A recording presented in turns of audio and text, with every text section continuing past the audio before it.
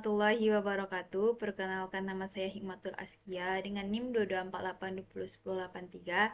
Saya kelas 6B Farmasi. Saat ini saya akan membuat tugas video dengan matkul nutraseutikal. Selamat menyaksikan. Baik, pada slide pertama kita akan membahas apa itu nutraseutikal. Nutraseutikal adalah istilah yang berasal dari gabungan kata nutrisi dan farmaseutikal. Nutraseutikal merujuk pada produk yang berasal dari makanan atau bagian dari makanan yang memberikan manfaat kesehatan, termasuk pencegahan dan pengobatan penyakit. Nutraseutikal jenis makanan yang memiliki manfaat untuk kesehatan secara medis, termasuk pencegahan dan pengobatan penyakit. Interaksi antara reseptor ligan merupakan landasan utama dalam nutraseutikal. Makanan mengandung banyak zat yang dapat mengikat reseptor, dan secara fungsional mengubah reseptor dan mendorong terjadinya respon biologis. Selanjutnya ialah fitokimia. Fitokimia merupakan bahan kimia kompleks yang ditemukan di dalam tanaman, terutama buah-buahan dan sayur-sayuran. Fitokimia memiliki khasiat antioksidan, cenderung berwarna terang karena mengandung kromofor. Kromofor adalah suatu gugus yang tidak terhubung dengan gugus lain yang menampakkan spektrum absorpsi karakteristik pada daerah sinar UV sinar tampak. Sayuran mengandung gelap hijau, paling banyak klorofil. Klorofil merupakan senyawa antioksidan. Karotenoid membuat jagung menjadi kuning, wortel jingga kemerahan, dan tomat berwarna merah. Karotenoid sendiri sekitar separuh dari 50 karotenoid di dalam makanan diserap ke dalam aliran darah. Karoten dapat melindungi dari kanker hati dan kanker paru-paru. Pemanasan, pemotongan, atau pencincangan sayuran dapat melepaskan karotenoid sendiri. Beta-karoten dan alfa-karoten dapat diubah menjadi vitamin A atau retinol oleh tubuh untuk kesehatan mata, sistem imun, kulit, dan selaput lendir. Beta-karoten merupakan suatu antioksidan yang melindungi tubuh dari radikal bebas. Selanjutnya likopen. Likopen bahan fitokimia yang disintesis oleh tanaman dan mikroorganisme.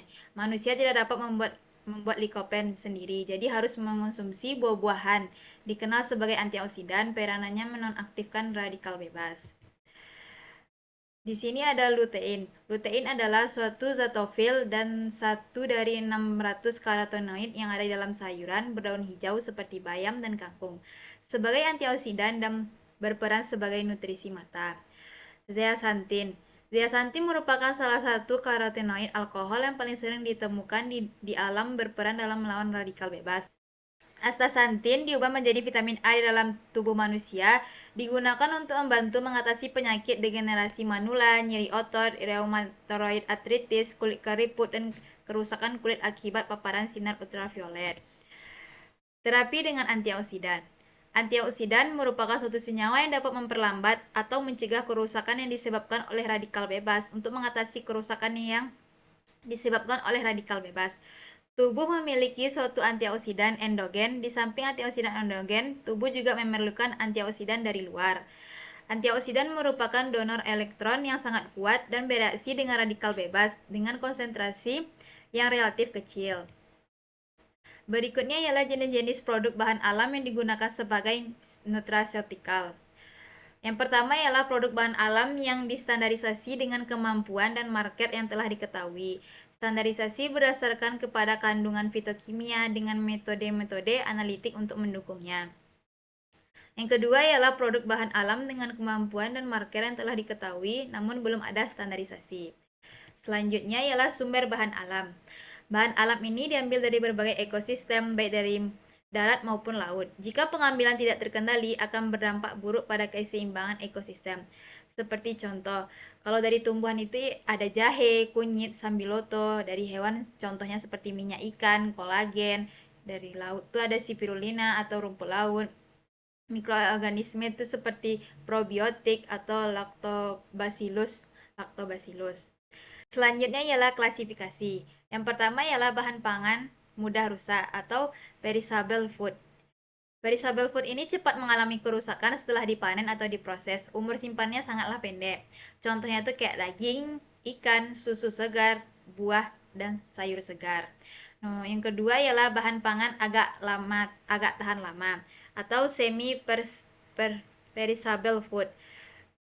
Semi perishable food ini lebih tahan lama dari bahan segar, tetapi tetap bisa rusak dalam beberapa minggu atau bulan. Contohnya tuh kayak telur, kentang, biji segar, roti, keju, dan produk olahan susu.